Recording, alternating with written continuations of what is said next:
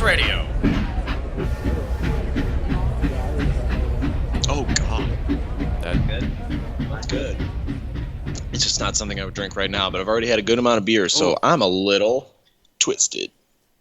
That is the bet. You don't change the way that ends at all, Joe. You don't even touch it. I won't. You don't even touch it. I won't. We've never ended a headlines with the word sausages.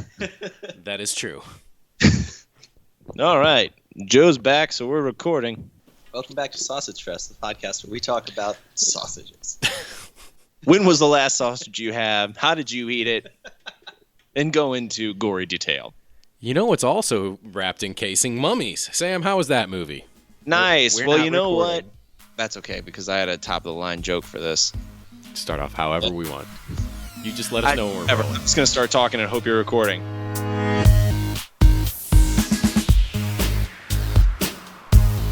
Welcome to Three Wise Radio, a podcast where we talk about movies, video games, comic books, TV, technology, the internet, and pretty much everything else media-related. My name is Joe Greller. I am joined, as usual, by Garrett Welker and Sam Pixley. How are you this week, guys? I'm good, Joe. It's really hot. It's real hot. Fun fact, Chicago has lots of old apartments for you to rent, and a lot of those old apartments mean there's no central air. Yes. And sometimes you just have to use a shitty little box air conditioner to try and cool down your apartment because you're too cheap to buy additional air conditioners because summer's only like 3 months? This is something we can all relate to, right? Yes. All I'm humans. going through that at the moment. Some people don't even have air conditioning, though, That is very true. so I probably shouldn't be as upset as I am. I'm fine with it. You're the one that's complaining, Garrett. This is my home, and you're disrespecting I'm just me. commenting. Today is a hot day, is what I'm trying to say. Not necessarily that this apartment is hot. It's just a hot day in general. I did bike to go get a sandwich, and I am sunburnt. Oh, wonderful. I was outside all day yesterday, doing some nice little water sports, and I didn't even get burnt. I'm very happy with myself. Nice little water sport, like little cutesy water sports. Yeah, like being drugged by a boat on a tube, that type of stuff. Oh, I thought you were going to say like water polo or something. No. I think that's how the mob tortures some people, actually, Joe. No. Although I did at one point flip about 6 feet up in the air, which was I think the appropriate term Kinda for that fun. is rad. wrecked is actually a more appropriate term. But anyway, Wrecked? yes, because that is what my body got after I landed on the water. So anyway, let's get into this week's show. We got a big lineup for you. The Mummy is finally out. Sam's been really looking forward to this film and the potential Kickstarter of the Dark Universe. Dark Universe. They made sure you knew it, too. Did they? Oh, hell yeah. All right, we'll get into that a little bit later. He's also got another surprise segment for us. I always love it when Sam has a little surprise segment for us coming down the pipeline. And, we'll touch on E3, but more news on that coming up later in the show. But first and foremost, some headlines. And we're going to start off with the biggest headline of the weekend and also the saddest headline of the weekend. The original Batman, as I will call him. Yes, I know there were serials back in the 40s, but to everyone, he was your first Batman, more than likely. Adam West has died at the age of 88. Sad day. Definitely not tragic, as we kind of talk about on this show, but I had to bring it up. That's my first thing every time anybody passes away. It's like, this isn't tragic. It's an 88. I believe he passed away. It was leukemia, right? Yeah. Long, fulfilling life. I'm Long- not meaning to laugh. It's just somebody posted a picture of him that was like, this is the kind of guy he was. And he within the last 5 years, they just showed a picture of him. He was like, it's him in his kitchen. He's like, this pot roast gets better every time I make it. If you want the recipe, I can give it to you. Yeah, that was his Facebook. I followed his Facebook. I started following his Facebook like 5 or 6 years ago because he was one of the first celebrities that was active on Facebook. And especially for his age, it was kind of funny, but it was always fun old man things or whatever when he would voice a new Family Guy episode, they'd show him in the voice recording room and everything. And that's the thing you have to remember about Adam West. He was kind of a B-list struggling actor until he was in a Nestle Quick commercial, and the producers of Batman saw him in that and go, he'd make a great Bruce Wayne. And then It was all this time. he got cast as Batman and kind of lived off that for the longest time. And then it was in the 90s when it was after 89 when Keaton's Batman came out and into theaters, is that everyone wanted to get him back again because they're like, you know what? He's actually a pretty funny dude and everyone kind of loved him as Batman. So let's just start putting him in things. And a bulk of his work, especially voice work, is on the tail end of his career, 90s on. Sometimes even like into the 2000s on. Really, the last 17 years is when he took off as a voice actor in almost everything, And that's what everybody loves in Hollywood, is somebody that, again, just feels like they are just a good guy.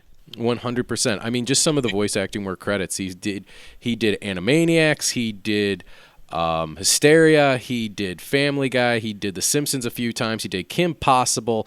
If there's been an animated feature of Batman since the 90s, he has been a part of it one way or another.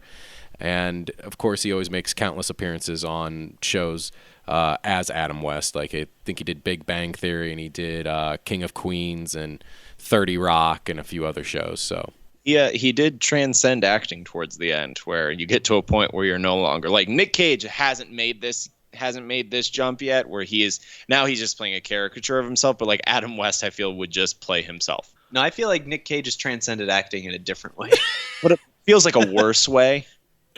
yeah, Adam West feels like also when he comes on, apart from like his Family Guy stuff, but when he comes on to play himself, it doesn't seem like he's playing. He's just like, they don't give him a script. They're just like, here you go, Adam. Just interact with these other humans in the best way you can. His best stuff on Family Guy was very early on, because Family Guy's always had two shows. It had its original incarnation for like the first 3 seasons, where it was more of a show-related type, when it was actually like more of a sitcom type show, and then it had After It Came Back, and it just went off the deep end. And in the original, Adam West was really funny because he would just come on and he would kind of be those cutaway jokes, but it would be like he's spelling his name with a bright light, and he doesn't have enough for the ST. So he's like, Adam Wee, who's Adam Wee? Or like he gets punched in the face and he starts bleeding and goes, oh no, I'm a tomato. Like, just random stupid stuff. Exactly what I'm saying is just Adam West being Adam West. Exactly. A carefree guy that things seem to happen to. Exactly. And I loved it, and he was a great guy. And you know what? I have season 1 of Batman, the 1966 version, and as unbearable as some of those episodes are nowadays, I think I'm going to sit down and watch a few just for the fun of it. You know what? While you're watching that, we're going to keep rolling through with headlines. Good. In other headlines, Chris Evans, finally, there's been some question marks about what he's going to do. He finally agreed. He has signed on for the end of Avengers Infinity War. He was only slated for 6 movies. Since splitting the movies, it was a little bit of questions like, okay, Captain America's clearly going to die in the first one because he's not set up for the 7th one. For his 7th reincarnation of the character, he has officially signed on to complete the process. Gotcha. Which I think makes everybody feel good that there'll probably be some closure, but I think it also confirms the idea that we're going to be moving on. And actually, the production they're doing on Infinity War right now is very intriguing, because apparently all the Guardians have already came in and filmed their stuff, and now they're just talking about, as we'll get to in a second with Black Panther, but Chadwick Boseman, he's coming in now just to start his Black Panther stuff on Infinity War. So they're bringing these people in almost one at a time to try and film in segments. It's so big and massive. Well, that goes into exactly why he said that he decided to come back, is that they wanted to make a 3rd and 4th Avengers film as a 2-parter, and the only reason that they had me do it was because Guardians of the Galaxy, Black Panther, Captain Marvel, Doctor Strange, Ant-Man, we couldn't get them all into one movie, and he agreed simply because it made sense and it will actually wrap everything up. I mean, that's pretty straightforward. Yeah. I mean, it doesn't get any more ridiculous, or it doesn't get any ridiculous or anything like that. It's a straightforward answer. I appreciate that. And I think it does give a testament that with Age of Ultron, that was kind of old hat. We had seen the original Avengers, the spectacle of that being put together. I think this is them hitting that like 2.0 of like, okay, now we've got a massive franchise in this, as opposed to Avengers Age of Ultron didn't feel like something new. Yeah. This will feel like something new. Not to the extent of Avengers, but they only added like 4 characters and right. I think what's big about this is they'll have to add not different characters, but different systems. What's the right? We have to add different magic, dynamics, space. There's going to be different locations, different dynamics that are coming into play, which is going to turn everything on its head. Hopefully. No, that's the only way I think this universe will continue. And I agree. And one, it needs to be bookend. And probably once that hits, I will quit feeling compelled to go run out and see these midnight showings of them. Like, I'm sure I'll go see it opening weekend or something, but I'm going to like go on a Sunday afternoon or something. You know what I'm saying? I won't feel the need to kind of rush out and, I got to see it now. The only ones that I'll still see are the DC movies. Are the only ones that I'm still seeing like the day they came out. The only time I do that is when I see them with my brother and I couldn't structure it together. That's the only time that I would miss seeing one the night it came out. But other than that, I'm fine with it. Absolutely. Continuing on with Marvel news, Black Panther trailer, teaser trailer. What is a teaser trailer anymore, though? Honestly, it doesn't give. It used to be it's a minute long, but now it's 2 minutes long. It just doesn't give away like a plot, sort of. Kind of. It's pictures of things happening. Do you know the only person who actually, I think, at least in the last 10 to 15 years, who still does teaser trailers correctly, is Christopher Nolan. There's like the trailer's like a minute 15 or something. Sometimes it doesn't even have words. John Abrams does too. Oh, you're right. I'm trying to think other than Star Wars. What was the one he did before that? I guess that was Star Trek again, wasn't it? Yeah. I think Cloverfield. Okay, yeah. So, but I mean, he's attached to more stuff than you'd think. It's just he doesn't care about getting his name there. Gotcha. But it's very rare that you see it. And do we still want teaser trailers though? Even in the day and age of the internet, where we know everything almost immediately as it's happened, like a teaser trailer used to be. It used to be your first notice sometimes that a movie was coming out. Like we knew they were filming. Do you remember the teaser trailer, The Dark Knight? That was like. I was actually more let down by that than anything else because it was just words over a breaking bat symbol. And like I was so pumped for this minute-long trailer and we didn't even get a single shot of the movie in it. I think the only recipe that you need for a good teaser trailer, you need one reveal. Or even I guess today's standards, a reveal isn't really a reveal anymore because the technology, we just know. If you want to know everything, you'll know everything. Like, for instance, my brother went into Wonder Woman knowing, I think, everything that was going to happen. Well, in some, yeah. If you want it, you can find it. It's not so much a reveal as it is like a showing of what it's actually going to look like on the screen. So for instance, with that, if they had maybe shown a glimpse of the Joker, the back of the joke, or something like that, that's what a teaser is anymore. You try not to give away plot, and you show one thing that people weren't expecting or really wanted to see, and you give them a little taste of it. Just a little taste. I'd agree with that. And it can be between 1 and 27 minutes long. Yes, you're right. But, sorry, getting back to it. Black Panther teaser. What do we think? Garrett, you're a fan? It was, dude, I'm pretty sure I've watched that teaser like 9-10 times already. Yeah. I'm not even joking. I'm probably more excited for this movie than I have been any other Marvel movie to date. More excited than Thor? Except Homecoming. More excited than... I thought this trailer was not nearly as good as the Thor trailer. It's got different things working against it. Thor, you kind of... Yeah. Yes. Well, it's got a bunch of... Thor has a bunch of elements that you already know, and we want a fun Thor movie. As opposed to Black Panther, other than, like, we've seen a few of these characters there, but we don't know anything about his world just yet. So the teaser trailer did give me that in the sense of, one, we got to see what Wakanda looks like on the inside. I mean, sure, we got to see whatever that lab was as in the end scene of Civil War, but we really finally got to see what on the ground looks like in Wakanda. You got to see the kind of fractions of all the tribes with Man-Ape, and I forget who, oh my God, I'm not even blanking on his name. Creed. Michael B. Jordan, thank you. Great hair in this. Yes, he does. You see him, and you kind of start to realize why there's all these Black Panther villains is because they're setting up his world, and that's where all these villains come from. They're just leaders of other fractions of the different tribes, kind of battling for power within his society.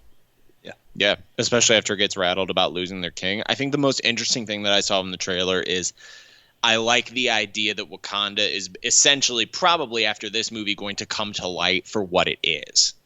Yes. But right now, it was with Ulysses Claw in the beginning being like, yeah, it's a backwater town. Like, it's a backwater. They do textiles and stuff. And he's like, no, not even at all. They are the most advanced civilization on this planet. Like, okay, then.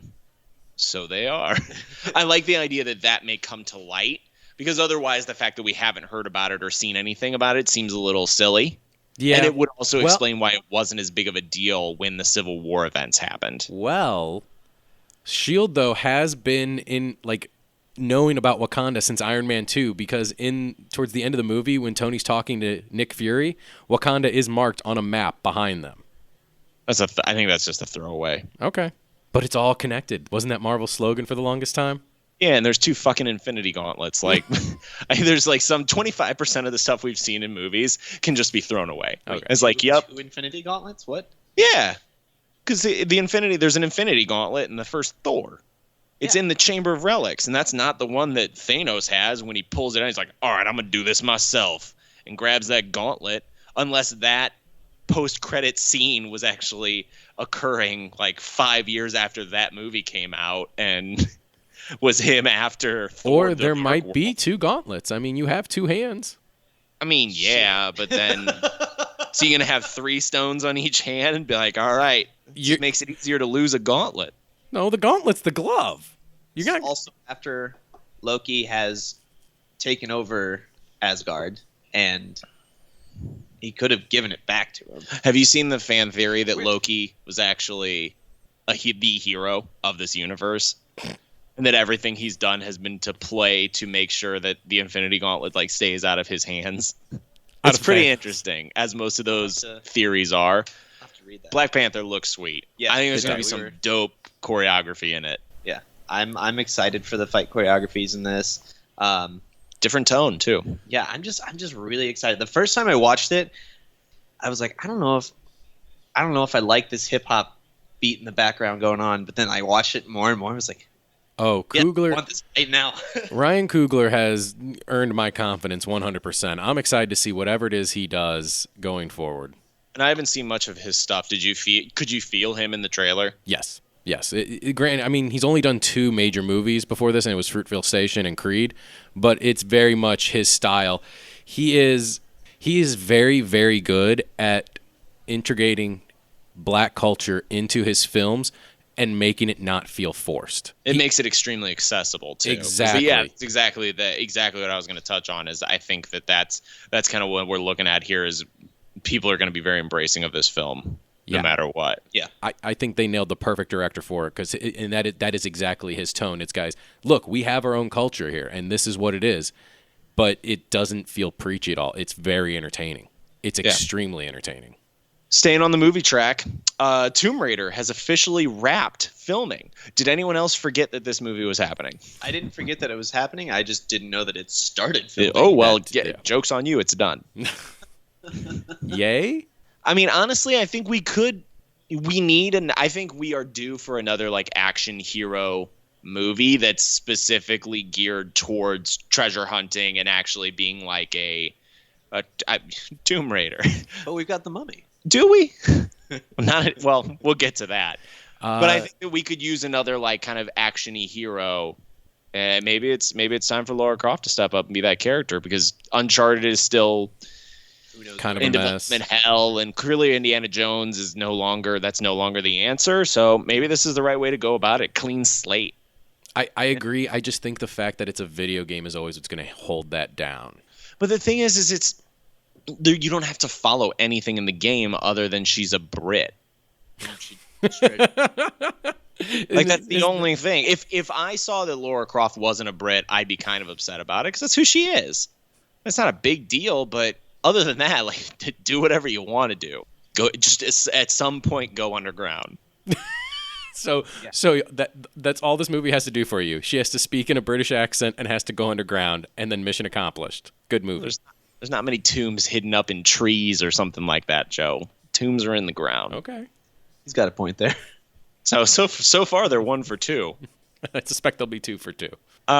Speaking of no segues, Game of Thrones has officially announced that they will have their longest episode of the season, or of the series. I saw that coming up here with an 1.5 hour long season finale for season 7. My question is, given that we've had shows like Sherlock, we have shows that go on 2+ hours, having a show now that is originally kind of sticks to the under 60-minute or right around 60-minute time frame, have we officially melded TV and movies into one now that we have an 1.5 hour long episode of television that was originally an hour long? I'm going to say yeah. See, I'm going to say no, because for a couple reasons. One, at an 1.5 hours, you can split that into an additional 2 episodes. And the whole goal of television is to string it out. Sherlock is on the BBC. The BBC has always done things differently. They don't really do television shows. They do miniseries, which is why every season is called a series. I'm okay with 90-minute long episodes, but your series or season needs to be 3 episodes. It only works because it's a shortened season for Game of Thrones, I think. I think if this was a normal 10-episode season and your 10th episode was going to be 90 minutes long, it's, well, why didn't you just have an 11th? What was the point of that? I think it's also interesting that along with this timeline, they also put out that another episode in the season is only going to be about 50 minutes long, their shortest episode. So I think maybe that also might have something to do with another thing was why it's not the movies is this might have something to do with pacing on a weekly release time frame. That's true too, and it could do with story pacing too. Yeah, so I think that there's still something to be said. I would argue also no, because I would say that there's still something to say for the pacing of a week-to-week show. Yeah. Yes, no, yeah. Garrett? Or you said yes at the beginning, I said yes at the beginning, but like, you've swayed me. Just... I mean, and truthfully, if you have the proper pacing, like I'm currently going through the latest season of House of Cards, and I'm someone that even when I can sit and binge something, I don't sit and binge more than maybe 2 episodes in a row for the day. If I'm really feeling it and I've got nothing going on, I'll do 3. But I like the fact that I can peel away and it feels like there's a break in the story or like things are ramping up and it has that episodic saga feel to it.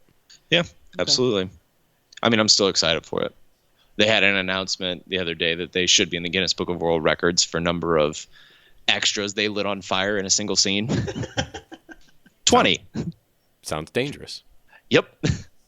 But anywho, man, I really just blew it with these segues. Fox is canceling 24 Legacy. You're doing as well as I am.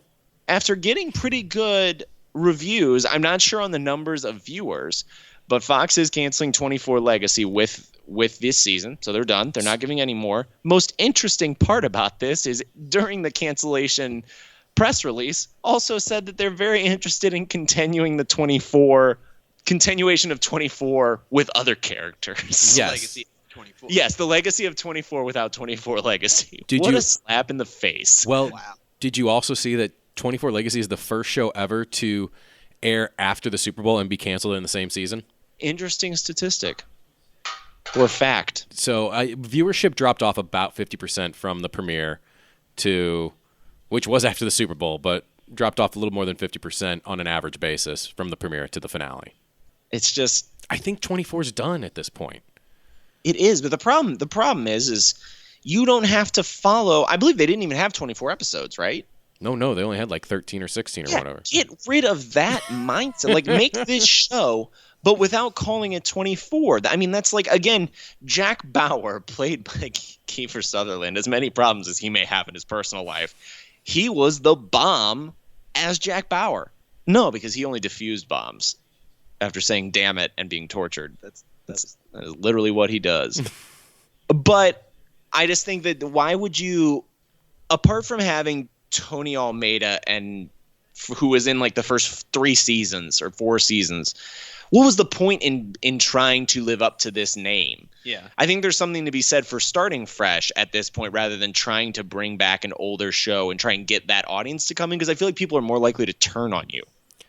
I agree with you 100%. I think they should have just started from fresh, but maybe that tells me that when they read the original script, they thought it might have been too weak to be its own thing.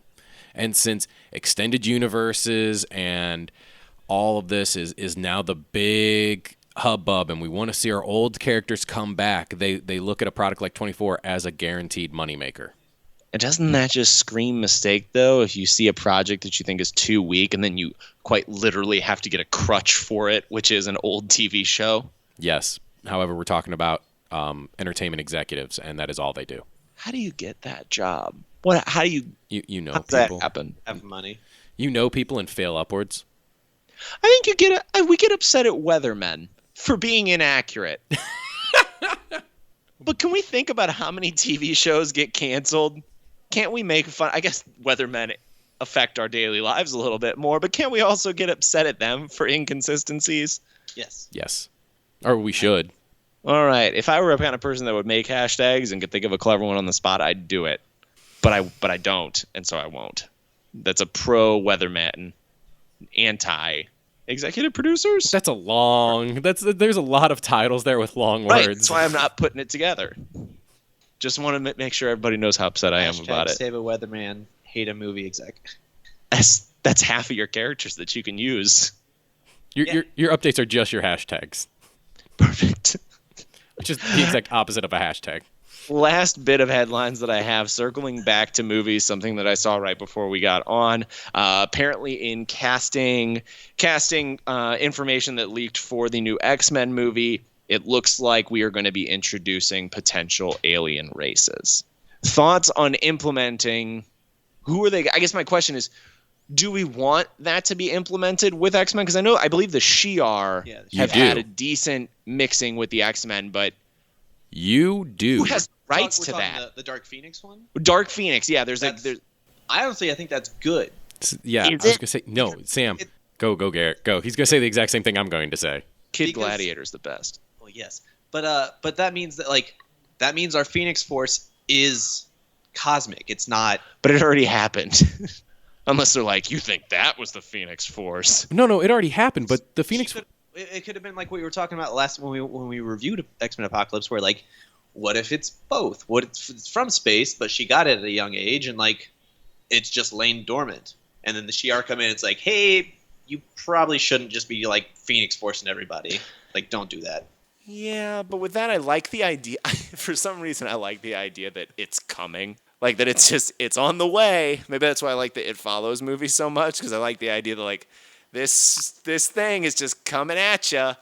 I mean, that is how it was. I think you like the John Byrne, like, tease to it, like, that they did in the animated series, too, where it's just like you see the bird kind of flying towards the planet, like, just waiting to, like, yeah, because it's cosmic. Jean Grey. The cosmos is quite literally the biggest thing there is. I think you love how the sausage tastes, but you don't want to see how it's made when it comes to this. I know how it's made, with a grinder. No, what are you talking about? No, I like how the sausage is made in a regular fashion, but then they're making these sausage where they're just stuffing stuff in there by hand and wrapping it up in a sock. I don't like the way they make the sausage. I want the sausage the way that I make it. More on sausages later on the show, possibly. There's with Father's no more Day, on sausages. My mom says I shouldn't listen to Three Lives Radio, but I do it anyways. Let's turn out the light. The time has come. Where are we? Look. Look and wonder. I shall awaken memories of terror and triumph, of love and crime and death. Your spirit that has wandered through so many forms and so many ages. To a new world of gods and monsters. Well, I know today we're talking about fathers for Father's Day. So who the best daddies in media, but we can't talk about daddies without talking about mummies, am I right? Oh, my hat is off to you, sir. This works on 18 different levels because it's about daddies and mummies. Mummies sounds like mommies. It's also a dad-type joke, so I'm covering all grounds here. Yeah, you're on fire today. Tell us about the mummy. That joke, funnier than the mummy was. Well, I didn't think the mummy was supposed to be funny. Tom Cruise is... He tried to make it funny. All right, let's get into this. So Garrett and I saw the mummy. Joe, you didn't. I did not. I have plenty of questions, though. Don't you worry. First off, let's say fun facts. Right off the bat, this is not the best movie ever. No. Not the best movie ever. Only made $32 million in the United States. Yeah. Expected, which is less than any mummy movie since the Brendan Fraser series started in America. That's not good. You know what, though? Fun fact from what I looked up.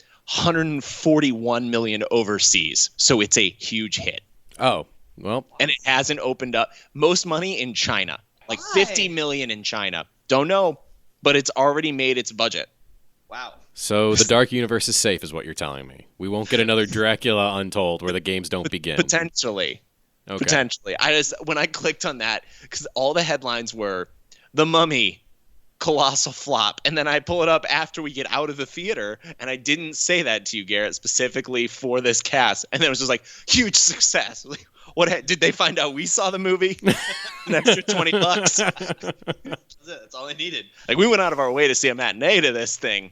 Oh man, so right off the bat, we knew it wasn't going to work out when after they showed the Universal logo, classic logo, They then do the logo again, but this time it says Dark Universe.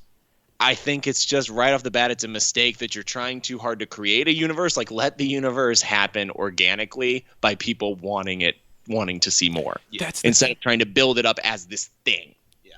Even Marvel didn't know they were doing they had the idea and were laying some seeds, but they didn't officially throw their universe into the hat till the third film, which was Iron Man 2. Yeah, I mean, I think that's the thing, is you're also setting yourself up, because now people aren't reviewing it as the Mummy reboot. They're reviewing it as the start to the dark. They're starting to something great. Right. And everybody equates this to the Avengers. Yep. Like that universe building, which is the biggest and best universe building so far. Yeah. I mean, I hope DC will overtake it eventually, but right now, I mean, it's the only you couldn't argue that the DC universe is better right now. You just can't. It's not as big. It's not as vast. It's also not a completed project, and neither is Marvel. It's like trying to watch a TV show and say, "Oh, that premiere wasn't as good as these other shows," and they're already in the can and have had a series finale and everything. Yeah. So I mean, right there, you're setting yourself up to fail. So, I mean, how do we want to go into this? Joe, do you have questions for us as someone that's seen the original Mummy movie?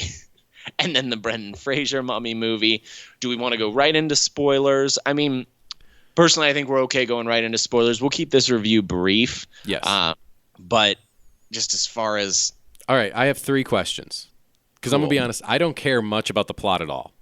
I only have 3 questions. Good, because I don't think they did either. The plot is vast and intricate. Okay.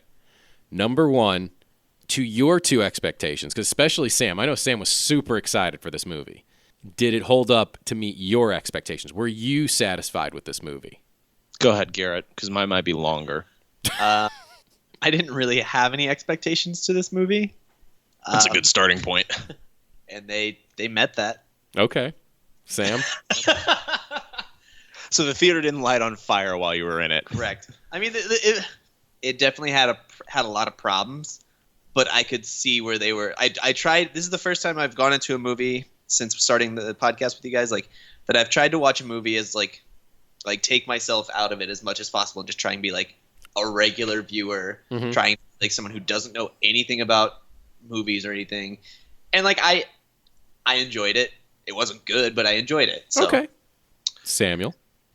This movie, now, I love horror movies. I watched all these old movies when I was a kid, so the Brendan Fraser movies are some of the best movies on the planet. The first 2, Mummy and Mummy Returns, are incredible.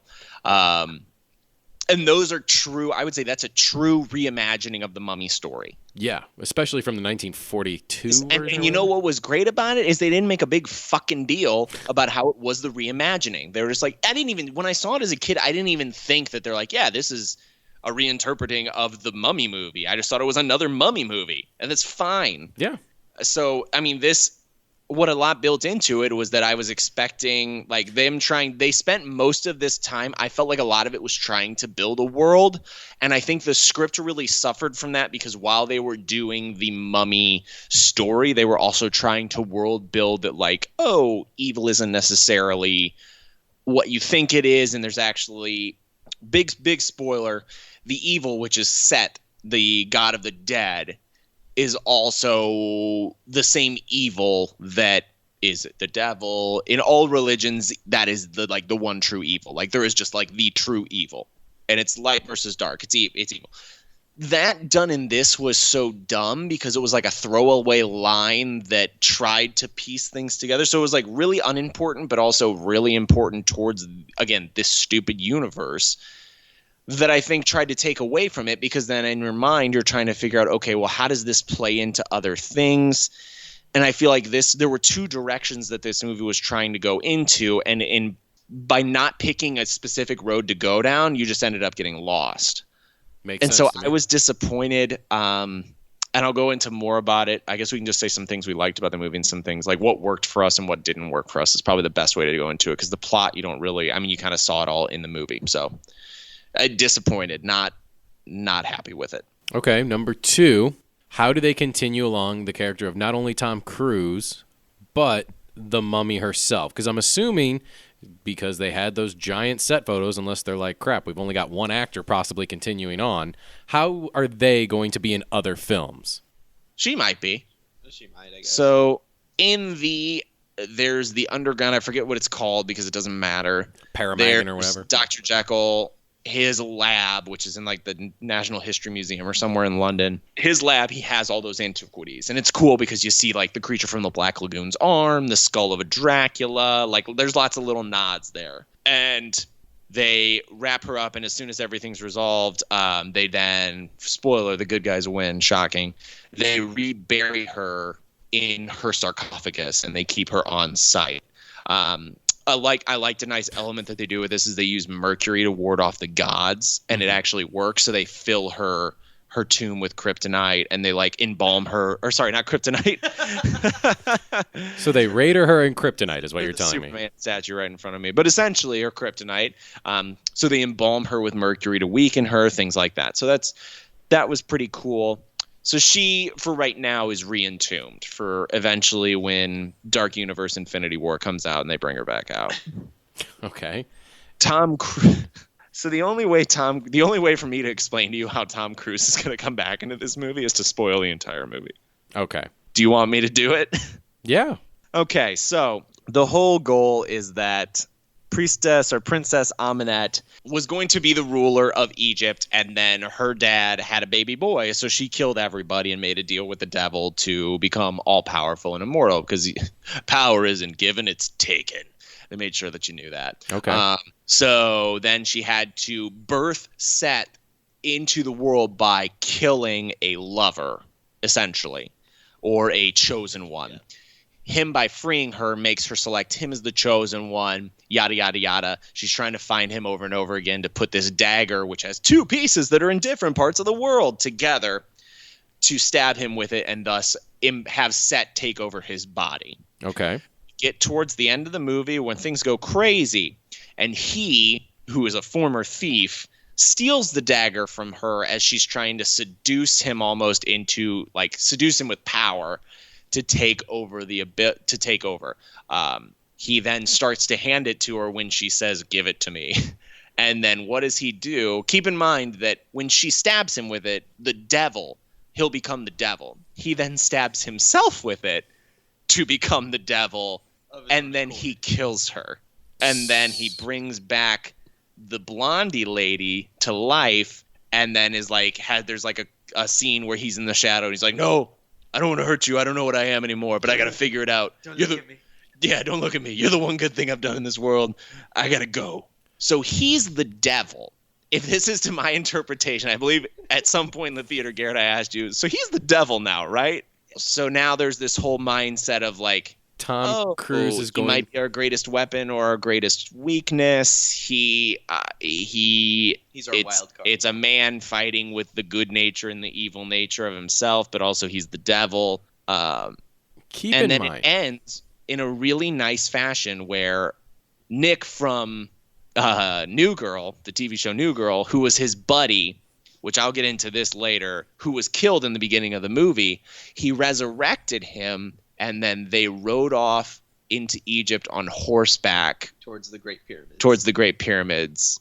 In what I could argue is one of the most ridiculous endings to a movie. Yeah, this all sounds really, really weird. Have you bought into the universe? No. And actually, I'm very scared for it because your next film doesn't come out for almost 2 years. What is our next one? Bride of Frankenstein, with Javier Bardem as the monster. Baller. Well, it's because he's going to spend 2 years riding on horseback. And that is, we'll have at some point Depp as the Invisible Man in that film. Yeah, that's what this whole universe thing is. These are the headlines that they've released. That's why I had some of these questions. And that's the problem with this shit.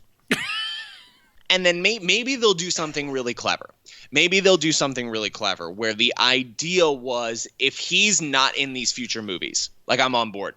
But maybe the idea is that when he stabs himself with that dagger, which is fucking dumb, and becomes the devil, it's essentially like a Pandora's box of Pandorium or whatever. Cruel intentions or things like that. And we start to get in this universe of things start happening. Like doctors. There's like essentially whispers of the devil are now more prevalent. Even if he doesn't know that they are, there's like this evil nature that started to reside more in individuals, and that's what kind of has spawned this whole universe taking effect.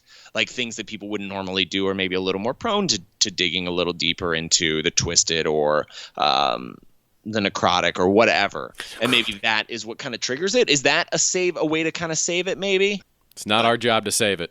Where they're going. But this mummy chick is so powerful that, like, what does the Invisible Man do? Like, what's the point? Making it a combined universe means that all players have to be relevant. Yeah. He's just an invisible dude. If you've seen Hollow Man, he's just an invisible dude that hangs out in the girls' bathroom. Technically, Universal had the first shared universe with these monster films. They were all connected to a certain extent, but they let it happen, as we were talking about, organically and over the span of a decade or possibly more. Yeah. They don't have to be connected. They just have to be happening in the same place, and then maybe you'll bring some of the important ones together. But the idea that you're setting it so hard in your mind, you're just like, hey, this is a combined universe, and the movie is called The Mummy. It forces you to kind of try and figure out how they're going to play together, and you're building up in this like idea in your head of what this could be, and it's just not going to happen. Yeah. It did. It already happened. It was called Penny Dreadful. It's very good. I just recommend watching it. It's very frustrating. It happened before that, called League of Extraordinary Gentlemen. Also better. Very entertaining. I highly recommend that one, too. You also argue the only way that they could save this dark universe is if they pull Sean Connery out of retirement to replay. Oh, you don't want to see that. I think I do. Pretty sure it's just Alan Quartermain in a wheelchair with a rifle. I'd much rather see that than see The Mummy again. You're telling me you don't want to see Sean Connery in a wheelchair with a rifle hunting down all these characters? Oh. Take your time. That's a great movie. Joe, what is your third question before we get into things that worked, things that didn't work? My final question is, very briefly, because this has already gone from a short review into a fairly lengthy one. What is basically Jekyll's interaction with this? Will he eventually turn into the monster? Will we get a monster? Because I think a solo Dr. Jekyll film with Russell Crowe is actually a very good idea, but I don't want it shared. I just want Russell Crowe playing Dr. Jekyll and a monster, because I believe that man actually can flip on a dime and become very scary. It already happens. Yeah, it happens in this. So he does become the monster in this movie. So your first, like, when they first finally interact with him, it's he's like telling Tom Cruise, like, oh yeah, there's like, let me tell you about the story of a man who thought that like evil was a disease. So he thought, like, what if it's a disease? What if there's a cure? And so he like pretty much just gives his own backstory in a quick 5-minute nutshell. And then the whole time he's kind of just like struggling, like something's happening to him, and he injects himself with something in the hand, and then he's fine. And then later on they interact again whenever they're like, yeah, we're probably gonna like Tom Cruise, you're cursed. We're just gonna kill you, so they can't complete this ritual to turn you into Set. And he's like, whoa, no, I don't want that. So him and Russell Crowe start fighting, and then he eventually becomes Jekyll, who's not. He seemed like a little bit taller. His skin was kind of like a bluish red. A little yucky. Yeah, a little yucky. His eyes were like amber, and they're just fighting each other. If I can give you a little specific, Joe, maybe you would enjoy this movie, but it would not. Okay, seriously, legitimately. Is this more of a movie for our friends over a Good, Bad, or Bad, in all honesty? It's a little bit of a whoopsie-daisy. Okay. So he injects himself with the serum, and then Tom Cruise at some point when the blondie walks in and is like, are you going to kill him? And then there's a really awesome back and forth where they're talking about killing him or not killing him. And so Tom Cruise steals his antidote and is like, what are you talking about? You're going to kill me. And they're like, no, give that back to him. This is a mistake. Like, oh, no. And then as soon as he transforms, everybody shuts down the building. And he's like, run, Tom Cruise, get away from me. But then as soon as he transforms and all like the metal bars shut down and everything, he not so much turns into a monster as in like his accent gets Cockney and he becomes gross. Like he just kind of turns gross. He doesn't have a ton of powers, and it's just like, I think you and me can get together and have a bit of a chummy chum time getting out of here. Being evil together, like, that's what I think. It's Jekyll that wants to kill you, not good old E. Hyde. But then, like, as he's walking through, he's like, I'm not the kind of man you want to mess with. And then he, in a show of power, he throws a medical bed, but I'm pretty sure it was on wheels and, like, wasn't impressive at all. He just, like, slides it to the side, and you're like, whoa! Like Russell Crowe, I'd be like, that's probably a lot because you're getting old and you're not in great shape anymore. But it's like, oh no, Jekyll's out, quick, lock the doors. It's just Russell Crowe, but like a little pissed off and cockney. You have sold me on this film right there. That now I want to see it, but I only want to see it because of this. I don't give two shits about the Mummy. A little kung fu. Okay, that's the thing. He doesn't do anything powerful. He just like they get into like. Kung fu. He's got I guess, strength, but everybody was doing that the whole movie. Oh, yeah. All right, real quick, final thoughts on it because this has gone already too long. I'm so sorry. How dare you? Go ahead, Garrett. This movie was enjoyably, laughably funny and good. Like, let me rephrase that. Enjoyably, laughably bad is not what I didn't mean to see funny. I felt like there was a lot of good elements, but they didn't focus on the right elements for this. They tried to, like, every time that Tom Cruise was in like a serious interaction, like especially with some of the ones with Dr. Jekyll, and it's like, hey man, like evil's out there and it's a real thing. Like it's not good news, man. And he's like, he just kept trying to make a joke about it. He's like, yeah, cool. He's just like so blasé and nonchalant about it. It's like, as someone who's like experiencing hallucinations and like seeing these crazy ass mummy things, like I'd be like, okay, yeah, I'm gonna take you a little bit seriously at least, not just like trying to make a joke out of it. His character was just a douche. Yeah, he was the whole time. He was just a douche character. And he like gave the girl a parachute at one point, and that was the redemption. Like he was just a douche the whole time. Yep. Things that worked for me, Sophia Boutella as the mummy. She was wonderful. That girl is on fire lately. She's great in everything that she's in, and she's very talented, and she's a real nice lady. That worked for me. Whenever he would get into combat with the mummy drones, there was a thing where anytime he would punch them or try and hit them, his arms would go through them because they're mummies, or like his foot. So there's kind of some slapstick humor with him doing that, which is something that had been done mildly in Brendan Fraser's The Mummy, but he really took it to the next level in this one, and I enjoyed that. Nick from New Girl, who was killed in the beginning, they did a poor man's American Werewolf in London where he would come back and be like, this is the curse, dude. Like, you're going to... He was your exposition bot. Yeah. Gotcha. But that was just really horribly done. And he was just so bad in this movie. Yeah. There's hope for it. There's a speckle. There's a little speckle, and that's just because I love these characters so much. Not the characters that were in this movie, but the concept of these characters that I want to see more, and I would see more if another one was made, but I might have to fly out of the United States because they might just not release it in the U.S. to save money. Very true. Well, so 5 stars. 5 stars. See it on a Saturday night. Well, you'll have to wait another 2 years before you see the next installment. Like we said, Bride of Frankenstein's supposed to hit theaters in February of 2019. It's alive! Master, what is it? Rewind radio! One big aspect that really ruined this movie was that it wasn't a good hybrid movie. Does anybody know what I mean when I say a hybrid movie? Combining two things into one? Like a sexy thriller? Yes, that's what a hybrid is. Yes, like a sexy thriller. No, what I mean is that this combines the classic genres of an action adventure film with a horror film. So two things put together to become one. I think this is actually a lot harder to do, and I'm not going to have anybody verse each other. I just want opinions. I think what this one suffered is they didn't use the right amount of horror or action. Which hybrid is the easiest hybrid to do, and which hybrid is the hardest hybrid to do? We've got rom-com, horror action, comedy action. So we've got all these hybrids. Can we think of great examples of... I basically just want to kind of chat about this and just see if we can go into detail and see why this was a flop, and if it's so much so the fault of this movie, or is this a tricky medium, or is this a tricky kind of movie to do, or I just want to touch base on this. I think it may be from becoming too much of stuff, because if you take two things and try and make it a hybrid, then it works. But if you take 3 elements, it doesn't. Like, you can't have rom-com sexy thriller. Like that's just that there's too much stuff going there and the tones don't match up. It's four things going on. Yeah, and honestly, I think that's why this failed, is because like you had your horror action, but then you also had a lot of comedy elements in it. Tom Cruise's character being just like a super douche. You had Jake Johnson. Yes. Who's that?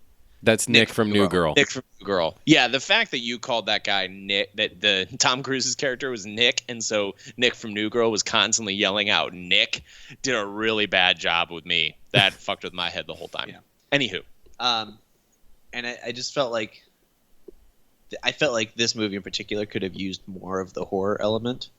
Because I remember like when we went to see the past couple of movies, and it was like the beforehands Regal Cinema Theaters or whatever, where it's like, hey, I'm Tom Cruise, and like here to talk about my new movie, The Mummy, sort of thing. Yeah. Like, they really focus on the scares and the horror of it. It's like there was nothing. There were some jump scares, but you're starting to touch on the big thing that I want to indicate with this, is that if you actually think about the idea of action adventure horror, sounds great. It sounds awesome. It sounds really fun, high energy. But the thing is, these things actually play against each other a lot more than you'd think. Action adventure is incredibly in your face, fast paced, all over the place. Whereas horror is actually supposed to be a lot slower and a lot more subtle, and just the pacing is so wildly different that I think these things, why people keep trying to put them together 50-50, you actually need to pick a different percentage to try and meld them together to make it work. More so in the vein of, you can't really do horror 50% with anything else because you're going to suffer too much time waiting for the scary elements to pop up. So the only times where horror really works is if you do like let's say a horror comedy, which is widely skewed as horror. The two best examples that I'll use are Shaun of the Dead, which I would say is 90% comedy, 10% horror. Yeah. And American Werewolf in London, where they went 80% horror, 20% comedy. Like there's small sprinkling elements rather than trying to put 50% of two things together, which just are naturally against each other. So I would immediately say that horror action does not work and probably should not be done.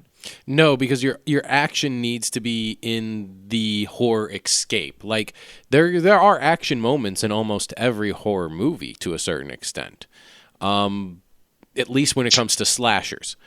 But that needs to be in just the action. If you go into it saying, okay, and now explosion here or set piece here, it doesn't work and things start to like go downhill. Whereas if you ask me, is The Mummy with Brendan Fraser, is that a horror movie? Yep. Yeah, actually I would say that is action comedy. So is there anything else what does work? Rom-coms obviously work. Right. Because lighthearted the whole time. Action thrillers. Horror thriller. Horror thrillers work all the time, and actually horror thrillers work so much is that we've come now to confuse thriller with horror. Something like the Saw movies or like Seven could go under both horror or thriller, in my personal opinion. And what I guess we've kind of touched on this in a previous episode. What kind of the distinction between horror and thriller for you? Thriller means that there is something left uncertain to the mind. There's a twist coming. There's a race against the clock. There's a puzzle. Yes, essentially, yeah. Horror means that you're scared of what the outcome might be. And when something is unknown, like a puzzle or like a mystery, you're very scared to not maybe know what is the unknown. And so that's why those two almost go hand in hand. So I think that's interesting, because I would almost say that then a thriller is you're anticipating the ending and you're looking for the ending, which is when in horror you're actually fearing the ending. Correct. Actually, that's a very good breakdown of it. Somebody can get their head chopped off. Yeah. Love me some slashers. Okay, can we think of a good example of a horror thriller? So Saw. But okay, no, some good horror thrillers. Silence of the Lambs, I would say, is a good horror thriller. Sure. I would say the original Psycho is a good horror thriller. The Alien movies could be a good horror thriller to a certain extent, some of them. Yeah, I would consider the first one more horror than thriller. I would say it's pure horror. But as the movies have grown, yeah, I could argue that it becomes more thriller-y and thus worse, because I find out the more I want the answers to it, the less I actually should get the answers to it. Here's a good one. The Machinist. With Christian Bale? I would consider that one thriller. But I wouldn't really classify that one with horror. I would, because it's closer to the horror of like the original monster movies. It is a very much character piece where this guy doesn't realize what is happening to him and what he's doing in his environment to other people. So then I would say that one's similar to the veins of when good horror is implemented, where it's 90% thriller, 10% horror. Like elements of horror sprinkled in. Yeah. Okay. And I think the big thing that I'm trying to hit on is what we've kind of already stated, is that horror, you have to play with elements that work so well together, whereas horror comedy actually works really well together because you actually look for that relief as you're watching a movie. That's what pacing is all about in horror films. Like, you can't just do horror intensity the entire time, otherwise it gets too much and you just get burnt out. You slow, there's ebbs and flows, there's pacing, and comedy actually does a really good job of kind of alleviating that, which lowers your defenses again, so that then when the horror kicks up again, they flow really well together. Yeah, absolutely. I mean, so I would actually argue that that's probably my favorite hybrid. Is comedy and horror? Probably. I think they play so well together. They work well together. Are there any other good genre benders, or hybrids rather, that exist or that have even been tried? I'm trying to think of romantic horror. Bride of Frankenstein. Maybe. Kind of. 2 years. I mean, like I think the most romantic Phantom of the Opera. horrors, immediately the romance is lost to 20 minutes in. I mean, like Phantom of the Opera. Yeah, that's a great romantic horror, especially the original. I mean, not to nod it again, but a lot of times some people do say that Shaun of the Dead is a rom-com with horror elements. Does he Because it wind is up with about her? a guy and a girl. Does he wind up with her in the end? Sort of. Okay. Yeah. I mean, they're both not dead. Well, that's all you can ask for. He does end up with her. Okay. End up with her. Or at least they're roommates. I'm not going to At assume minimum. anything At anymore, minimum. Joe. Not with the dark universe upon us. Any other mix? Comedy action works really well together. Of course. Yeah, you have the buddy cop movies. It helps to make a character likable. And the funnier they are, I feel like this Tom Cruise character, if you took him out of this and put him in a different movie, I'd like him more. Yeah. But he didn't fit the setting at all with what happened. So those work really well together. Yeah. Ant-Man was a great, like, action comedy. Yeah. Sci-fi comedy. Paul. Everybody remember that great movie? I think sci-fi and comedy play well together all the time. Spaceballs, I mean... Yeah, Galaxy Quest. Yeah. Here's the thing. I think when you break it down, it's action. You can't just have action for action's sake. And then you can't say, well, we're a thriller and we're a comedy. Because those two, I really don't know, mix that well together. It just becomes an interesting comedy movie. Yeah, it's... it becomes a weird Judd Apatow thing, and you can't figure out if you like it or if you hate it. I guess what we are hitting at then is it's about pacing. It's about do two things meld together pacing wise, and action works with almost everything else but horror. Yeah. Yeah, because you can't dictate your horror by your action. You have to dictate your action by your horror. Right, laddie, you strap on your kilt and listen to Three Wise Radio. Father's Day is in about a week, or a little less than a week actually, after this drops. And if you haven't bought your own father a present, or if you're not receiving one from your children, I need you to take a deep, long look and either buy the present or tell them, God damn it, get me a present. Anywho, we thought we'd take a look at the 7, in my personal opinion, most notable comic book dads. Now, there are many fathers throughout comics, and some are actual fathers, some are not, like Uncle Ben. We're not really going into the Uncle Ben scenarios or father figures, so no, we won't be talking about either Alfred Pennyworth, because we want to go more for the biological side of the fathers. And why are you laughing already? We're not talking about father figures, just pure fathers. We're talking about pure fathers. They have to be in some form or fashion blood relative of the person they're taking care of, which I guess would still constitute Uncle Ben. But he married into that family, because isn't it the sisters who are actually related? Ben's full of shit, man. He ain't even that big a deal. All right. Well, I only bring that up because number 7 on our list is within the Spider-Man universe, and it is none other than Norman Osborn. While he may be possibly the most disgusting father figure you could ever think of, all you need to do is look towards his actual kidnapping, rape, and seduction of Gwen Stacy when she was over in Europe, and then impregnated her with twins. Yes, this is an actual story. What? Oh yeah, you didn't know that? No. Yeah, best dad ever. Yeah, it gets really dark there. So you remember when Gwen went to Europe right before she dies in the Amazing Spider-Man comics?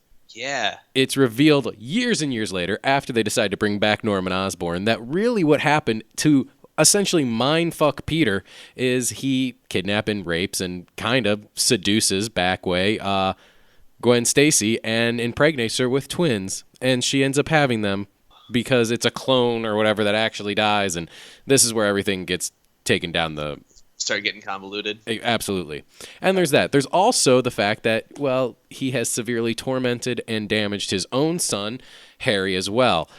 Look at Norman Osborn's full body of work, and it's pretty shitty. But you know what? He keeps trying. He does, and it does come from a place of... What was that, Garrett? Not to be a dad. He doesn't keep trying to be a dad. No. Well, he keeps being a dad. Keeps trying to be a dad. Well, say it was a good one. Speaking... But really, isn't that what being a dad is? Just trying.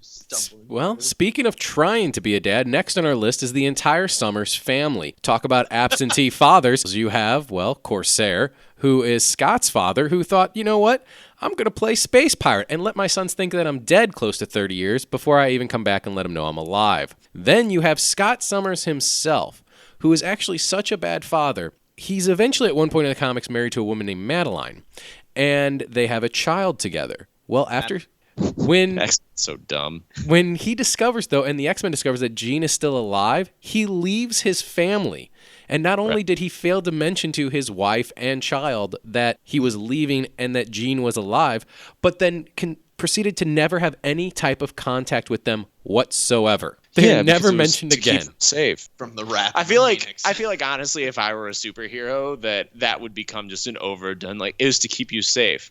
You ate my lunch in the office, yeah, to keep you safe. Like, I feel like that would just be things that I was constantly using to try and get out of stuff. As a father figure, or what? Just in general, as a father, as an employee at a business, just everywhere. I did that to keep you safe. Well, speaking of to keep you safe, eventually the Summers family does learn from their mistakes, and you have Nate Summers, a.k.a. Cable, who essentially we find out in later comics is traveling through time to affect Hope Summers' life. And while he's not her biological father, he is, in fact, related to her on a blood level. So that's why I'm counting it in the long list of Summers' family fathers.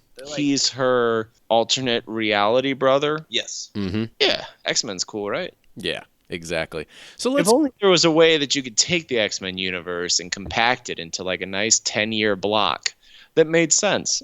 That would be the Ultimate Universe. Oh, right. Anywho, let's go for a more relatable and better father figure to a certain extent. Rick Grimes is possibly the most notable father figure who's not a superhero, one could say. In a zombie apocalypse where the world's thrown into chaos, Rick has done time and time again to not only put Carl in danger, but to save Carl at every turn. He does have a superpower. Oh, what is that? He has one hand. It's not a superpower. It's different. It's different. He's got a hook. So Hook from Peter Pan is a super villain then? Yeah. He can fly at the end of it. It's about what you do with it. The hook, that is. Well, it's also about what you do with your sons. And number 4 on our list is a dual pair. Darkseid and Highfather hate their sons so much that they actually switch them out at birth to their mortal enemies as a truce. And then, once they raise the opposing person's son as their own, they do nothing but backhand them and force them to do jobs that they don't want to do against their actual biological father. This is called the peace treaty, Joe. These may be the worst fathers on the planet. On any planet. Again, this is just called the peace treaty, man. Like, this is what you do. Have you not done this? No, I haven't. I also don't have children, so... Yeah, I was going to say, when you have a kid, look into finding someone that you can trade children with to spite each other later. It's extremely rewarding. Oh, yeah. As a man and as a father. All right. Number 3 on our list, at this point I could just be going for worst father figures. Magneto is also a very notable father. This is not going well. Magneto, who is not only father to Quicksilver and Scarlet Witch, but to Polaris and many others. He kind of goes on he's kind of like the Jaromir Jagr of the X-Men universe. He just goes through Eastern Europe impregnating any woman he can find. For someone that hates humans, he sure fucks a lot of them. Very true. Yes, he does. Actually hates all of his children then as well because they're not full mutants. Isn't that the weird part of it, though? It's like, Dad, you kind of did this to me. Thanks. Well, no, aren't Scarlet Witch and Quicksilver full mutants / then they turned out to not be mutants, and then they were mutants again, and they weren't his kids again, and then they were, because X-Men's great. You know what that sounds to me? Sounds like an absentee father figure. Who was the initial writer of the X-Men? Stan Lee. Because I would argue that he might be the worst father because this turned out because they're all horrible. bad Marvel. Because they're all Marvel people to a certain extent, and they're all. No, just the X-Men. Oh, it could be Kirby. Kirby did a lot of. Don't put this on Kirby. Well, Kirby did New Gods though too, and that's Darkseid and Highfather. Yeah, but that was one attempt. Your list is just shitty X-Men dads, which I hope is the title of this episode: The Mummy and Shitty X-Men Dads. I only have 2. I have the Summers family and Magneto. That's the only X-Men's on my list. Norman is not an X-Man, despite what you may think. It just feels like this is very X-Men focused. What do we got next? Number 2, we have Jor-El. I would just say he's a shitty dad because if you looked at this movie, if you looked at this story without any context whatsoever, this guy's just a dick that kicked his kid out of the house at age 1. Yeah. And then that's all I have to say about the matter. Okay, there's also, you could go to the 1986 reboot where Krypton, Jor-El is apparently the only man who can feel love on the entire planet. Like, they birthed the children in the Matrix. So, like, they've gone above and beyond biological, like, procreation and everything else. So, the fact that, which they try to write into Man of Steel, where he's like, we had a boy. We had a child. A man-child? A boy-child? What does Russell Crowe say? I don't think it's a man-child. It's a boy-child. Oh, a child. We had a boy-child. It's a boy-child. I think it's a boy-child. We've had a child. The man-child. It's a real pain in the ass. Real entitled. But he does it in a Cockney accent, so it's fine. A boy-child. Sam, though, I'll let you talk about our number 1. What? I'm just picturing an Elseworld tale where Jor-El just hops in the ship and there's just a real beautiful, beautiful pull-out splash page. Him taking off while Laura and baby Cal are just sitting there like, well. Make it happen, Mar. DC, make it happen. Oh, man. It's going to take Jim Lee 6 months to make, but... That may be worth it. That one might be worth it. Who am I saying is the best dad? Bruce Wayne. You're calling Bruce Wayne, I would think, the best dad, correct? Because Batman's always the best at everything. Bruce Wayne's not the best dad. He tops our list of Thomas Wayne is best dad. What did Thomas Wayne do? He was in an alternate universe, and when his kid was killed, he just started shooting everybody. That doesn't sound like a good dad either. Best dad. Are you saying Bruce Wayne's... he is one of the most well-known dads. He's the most notable dad, yes. Yes, he's a dad. Now biologically a dad. With him, there's a lot stacked against him in terms of dads. Like, not many dads on your list found out they had a kid at 13 and just like, how do you think Reed Richards would have handled if he found out he had a kid and the kid was like, hey, I was raised to be a master assassin. Take care of me. Reed would kill the child. Reed would do the math out and kill the child. Yes, for science. Yeah. So, he's got a lot going against him, and he actively just opts to bring people in to be a father figure, too. So not genetically, no, but he's still a daddy. Might be the best daddy. Do they refer to him? Do they refer to him as his father? Dick does. Well, I know Dick is also, though, with the comics currently, though, it's more of almost like a brother. They're at that age. Almost. It's like a weird bastardization of, like, they're kind of brothers because the timeline has to work out. It's more of a father thing. Well, it's kind of that thing where it's like, when do you stop calling, like, say, for example, like, your Uncle Joe? Like, at one point, do you stop calling him Uncle Joe and you start referring to him as an adult? It's like, Joe, how you doing? Sort of thing. Or do you never do that? Is it person to person? Who knows? Personally... I still call all my uncles uncle. So do I. Because you're just a cool guy, Garret. I guess it's Uncle Garret. I think it's what he said, though. I think it's person to person. However, to answer your question from earlier, Dick does do it. It's in the Prodigal run. They have the big back and forth of how he wants to basically succeed him as Batman and how he never went to him to be Batman. And now that he's back, he's quickly taking back the mantle. And there's actually a great line in there. He goes, I guess that's just how it always is between fathers and sons. Yeah. So I know they've done it with Dick. And I want to say to a lesser extent. What? They've definitely done it with Damien. Well, of course they've done it with Damien. I didn't have a lot of time to figure that out. No, and Tim, I don't think it's a father figure because he has a dad, and correct. Also that's more. I think that's more of a apprentice. Yes. Role. You have. Yeah, go ahead. I was gonna say you have Dick, who's like the adopted son. You have that's definitely son. Him and Damien, I think for sure are the two. Jason Todd is more like a boys and girls club kind of thing. I was gonna say he's more of an experiment. I needed a replacement real quick. You'll do. This kid's not going to stop stealing my tires if I don't train him to fight crime. Yeah, and then with Tim, they went kind of the apprentice route. Then with Stephanie Brown, they went kind of like Tim doesn't want to do it, and you were his ex-girlfriend, so to spite my apprentice, here, you come on board, and you can be my Robin now. And we'll write you out later. It's fine. Yeah. We'll write you back in, though, afterwards. Don't worry about it. And then, do you count her as official Robin canon? Yes, because she wore the costume. I don't visualize her as that. If you wore the costume. Although I do have a 3-issue miniseries that I just pulled out and was listening to and reading the other day because I even found the audio plays from back when I was a kid online. The Untold Legend of the Batman, written in 1980, changed his origin so much to a certain extent that they said the original Batman was Thomas Wayne because he wore the costume at a costume ball, and that the original Robin is Bruce because he wears the Robin outfit as a teenager to go train under a detective because he doesn't want him to know that he is Bruce Wayne. Sounds dumb. It was cool for 1980. I guess. Any notable father figures that I missed off my list? John Cusack in 2012. If we were going to all media, we could be here all day because we know who is also second for best daddy other than John Cusack. Liam Neeson is not best daddy. No, his daughter keeps getting taken. He may be the worst daddy. He's getting taken. He also doesn't have a great relationship with her. I was going to say Jeffrey Dean Morgan from Supernatural is by far possibly the best daddy. He's a good day until they reveal that he is in fact the true God. But we're getting a little too personal here with this.